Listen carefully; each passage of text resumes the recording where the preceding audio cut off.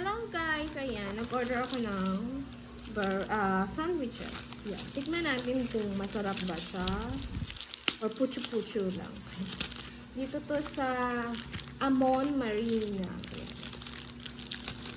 Nagugutom na naman ako. Puro na lang akong gutom, no? Please.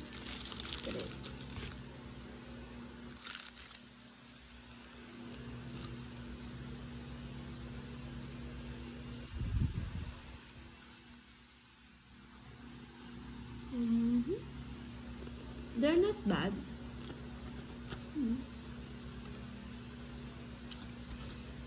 That's fine. They put a lot of mustard. I don't know. But it's fine. Yum. Cheers! Kain tayo!